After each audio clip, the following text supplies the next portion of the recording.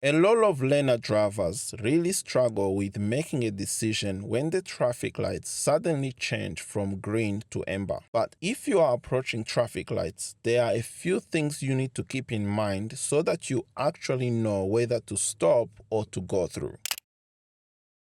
The first thing is planning ahead, especially when you are turning left or right.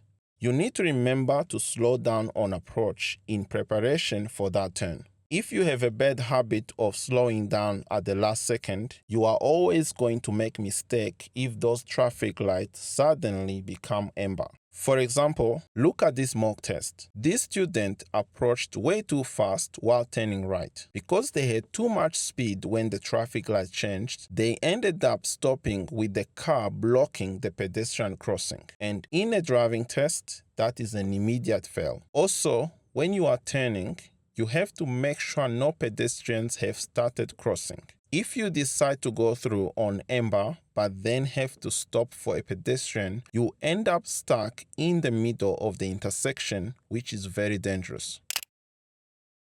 Now, if you are going straight, the next thing to remember is to anticipate. You don't necessarily need to slow down if the traffic lights are green, but you do need to look at how long they have been green. If you've been looking at that green light for a long time as you've been driving toward it, you should anticipate that it's probably about to change. If you are anticipating the change, you won't be caught off guard.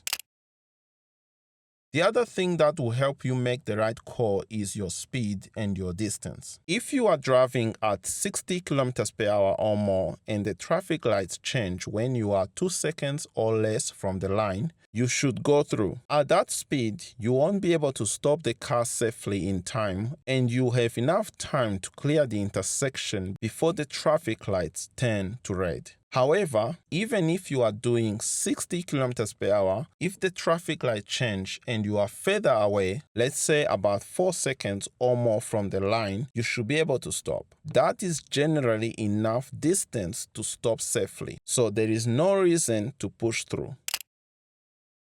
One thing to keep in mind is the car behind you. You should always check your mirror as you approach the traffic lights. The only time you would really go through an amber light when you have space to stop is if someone behind is tailgating you so closely that if you did stop, they will hit you. If it's not safe to stop because of the person behind, then you go through.